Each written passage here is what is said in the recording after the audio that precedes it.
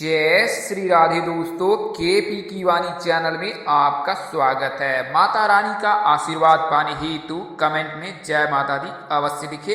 वहीं अगर आप महाकाल के भक्त हैं तो कमेंट में हर हर महादेव अवश्य लिखे। माता रानी संग महादेव की कृपा आप पर और आपके पूरे परिवार पर अवश्य बरसेंगी और आप सपरिवार स्वस्थ एवं सुखी रहेंगे। साथ ही आपकी सभी मनोकामनाएं यथाशीघ्र पूर्ण हो जाएंगी।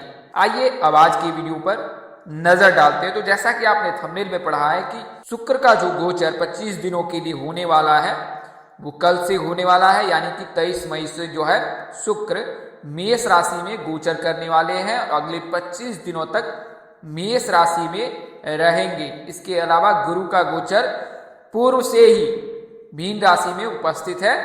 तो इस वजह से 25 दिनों में जिन जातकों के जिन नामों के सगाई और शादी के योग हैं उसके बारे में बताने जा रहा हूं। उससे पहले मैं आपको केपी की वाणी की सेवाओं के बारे में बता देता हूं।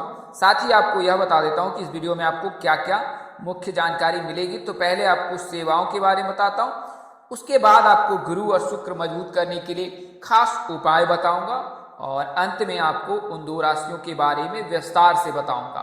तो आइए वीडियो को स्टार्ट करते हैं। तो केपी की वाणी एक ऐसा चैनल है जिस पर केवल और केवल विवाह संबंध की जानकारी लग्न कुंडली और चंद्र कुंडली देखकर बनाकर दी जाती है। अगर आपकी भी शादी में अड़चने आ रही है, तय होने के बाद टूट जा रहा है या किसी न किसी वजह से व्यवधान हो रहा है और आपकी आयु 28 वर्ष से अधिक हो चुकी है, तो आप एक बार केपी की वाणी से अवश्य संपर्क करें। हम आपको कुंडली बनाकर अथवा देखकर आपको पूर्ण जानकारी देंगे कि आपकी शादी में देर क्यों हो रही है, क्या कारण है और किस दोष के चलते ऐसा हो रहा है। साथ ही आपको आपकी शादी कब होगी, कहाँ होगी, कैसे होगी, किससे होगी, किस दिशा में होगी, कितनी दूरी पर होगी, किस नाम से होगी, किस राशि से करनी चाहिए, जीवन साथी का रंग रूप स्वरूप स्वभाव और उनका करियर कैसा होगा।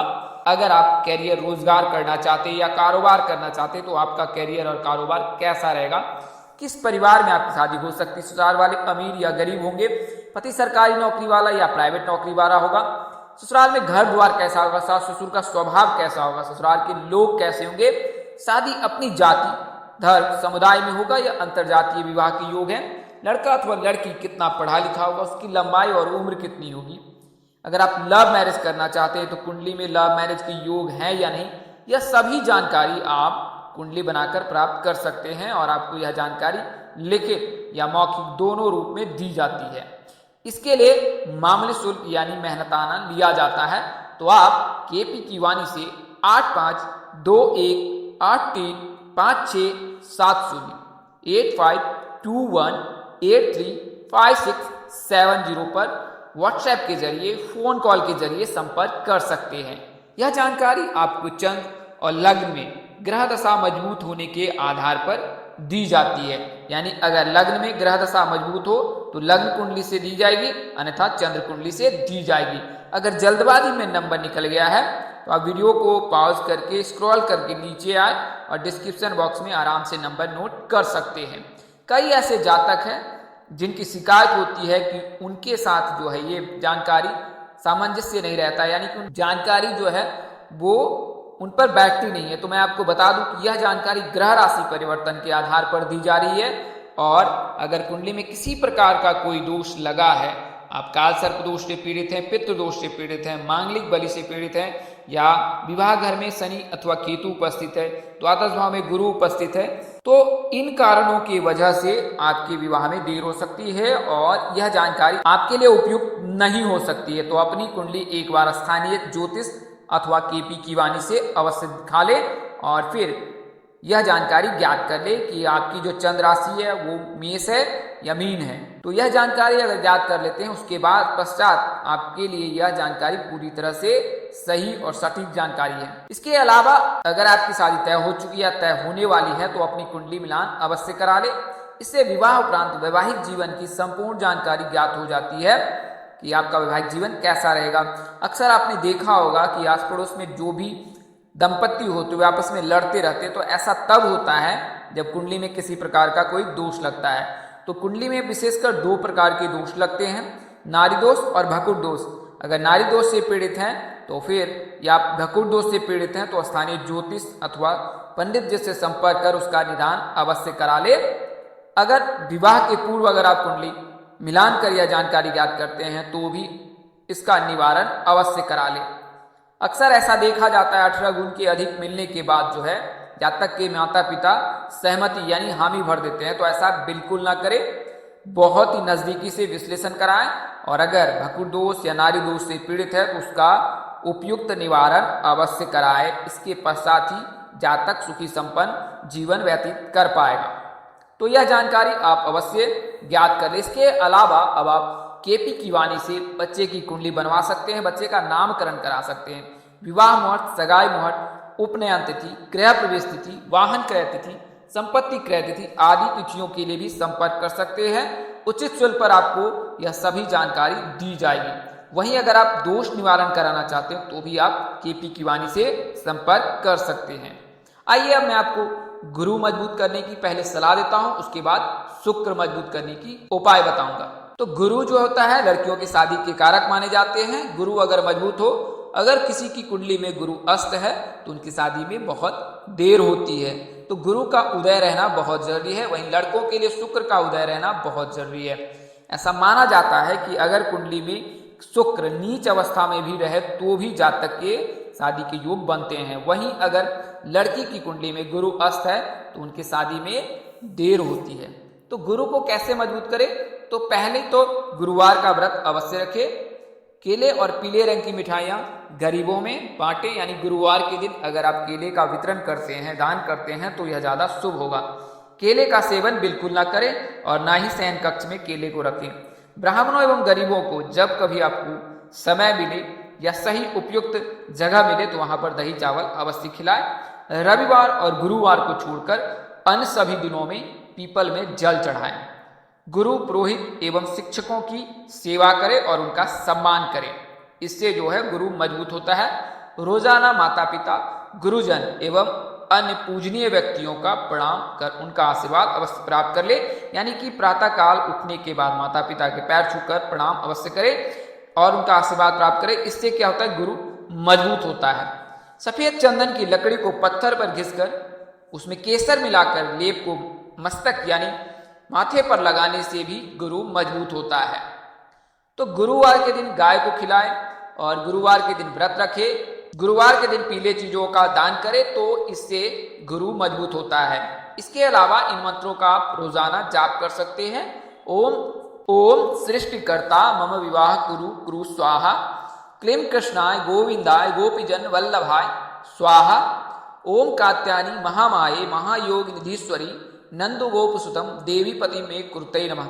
तो इस मंत्र का आप रोजाना अवश्य जाप करें, कम से कम 11 बार जाप करें। अगर मंत्र जल्दबाजी में निकल गया है तो आप व्हाट्सएप पर इन मंत्रों को मंगा सकते हैं, वो भी निःशुल्क। आइए अब मैं आपको शुक्र मजबूत करने की सलाह देता हूं। तो शुक्र को मजबूत करने के लिए शुक्रवार के दिन संध्या काल में किसी युवती को श्रृंगार के सामान देने से शुक्र मजबूत होता है। इसके अलावा अगर शुक्र कमजोर है तो हीरा अवश्य धारण करें, इससे भी शुक्र मजबूत होता है। इसके अलावा रंगीन वस्त्र, रेशमी कपड़े, सुगंध, चीनी, खाद्य तेल, चंदन कपूर आदि चीजों का भी दान करना शुक्र को मजबूत करता है। इसके अलावा अपने भोजन का एक हिस्सा निकाल कर गाय को खिलाना भी शुक्र को मजबूत करने के लिए उपयुक्त होता है। यानी कि अपने भोजन का एक हिस्सा अवश्य गाय को खिलाएं, इससे शुक्र मजबूत होता है। वहीं शुक्रवार के दिन इत्र और परफ्यूम का इस्तेमाल करें, साथ ही चींटियों को चीनी अवश्य खिलाएं, तो इससे जो है शुक्र मजबूत होता है। वहीं देवी लक्ष्मी माँ की पूजा आराधना करें। नजदीक में किसी मंदिर में जाकर माँ लक्ष्मी और भगवान श्री हरि विष्णु जी की प्रार्थना पूजा कर उनका आशीर्वाद अवश्य प्राप्त करें, तो इससे जो है शुक्र मजबूत होता है। इसके अलावा इन मंत्रों का जाप अवश्य ही करें।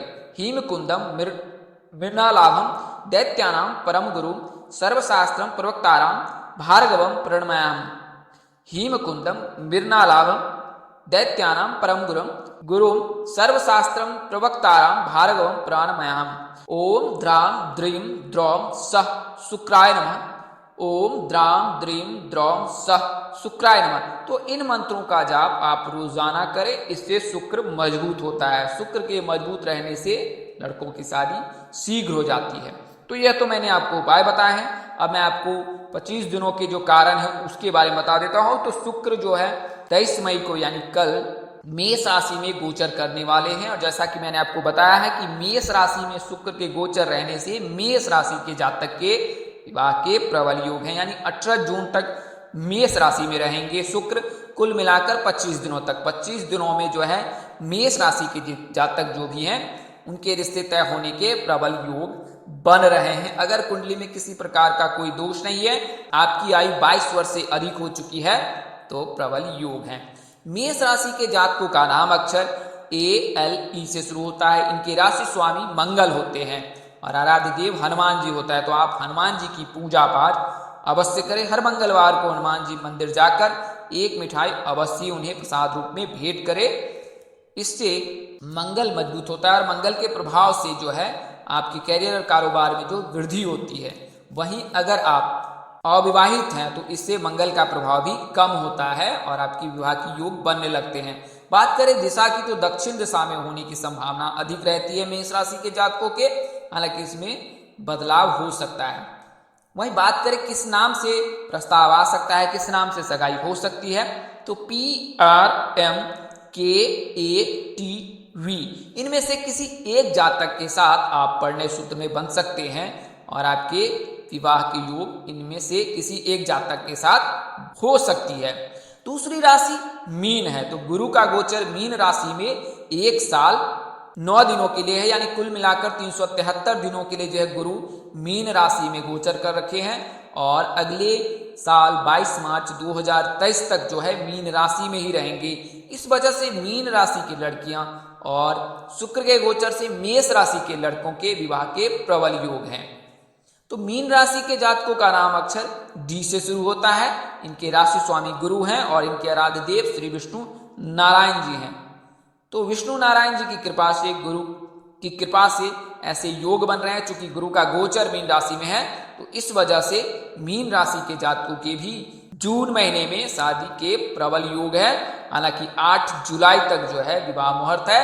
तो मीन राशि के जातकों के लिए 8 जुलाई तक, और उसके पश्चात जब नवरात्रि में विवाह के योग बनेंगे सितंबर में, तो उन दिनों में भी विवाह के योग हैं। और फिर अगला सीजन जब शादी का प्रारंभ होगा उस सीजन में यानी कि देव उठाने एकादशी से भी योग बनेंगे। शादी जो है ईशान यानी उत्तर पूर्व दिशा में होने की संभावना अधिक है।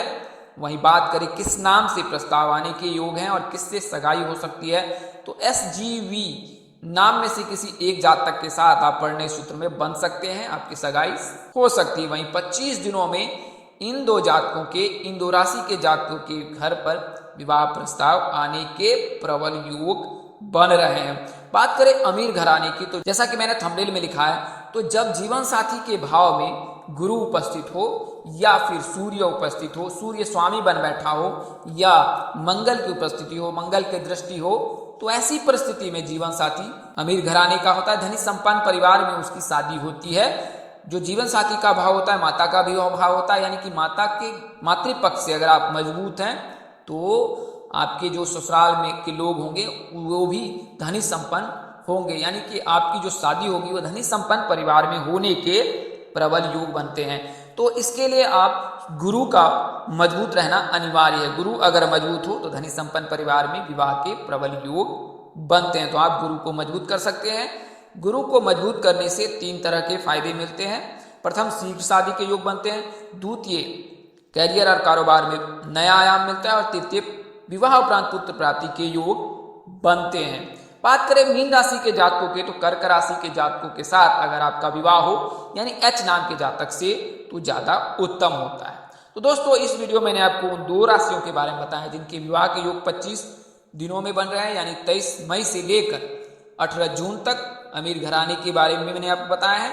तो यह जानकारी आपको ज्योतिष पंचांग, मान्यताओं, धर्म ग्रंथों और ग्रह राशि परिवर्तन के आधार पर दी है। हमारा उद्देश्य महज आपको सूचना पहुंचाना है। आप इसे सूचना हेतु ले, इसके अतिरिक्त अगर आप इनको मानते हैं, अपनाते हैं, तो उपयोग करते हैं, तो इसके आप स्वयं जिम्मेदार हैं।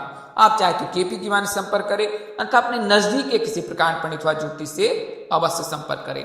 इस तरह की अन्य वीडियो देखने के लिए हमारे चैनल के डैशबोर्ड अथवा प्लेलिस्ट पर जाएं और अपनी राशि अनुसार वीडियो अवश्य देखें। तो दोस्तों, आपको यह जानकारी कैसी लगी, लाइक कमेंट शेयर कर हमें अवश्य बताएं। अगर आप मेरे चैनल पर पहली बार विजिट कर रहे हैं, चैनल के कार्यक्रम पसंद आए तो चैनल को सब्सक्राइब कर लें, साथ ही बेल आइकन को प्रेस करना ना भूलें।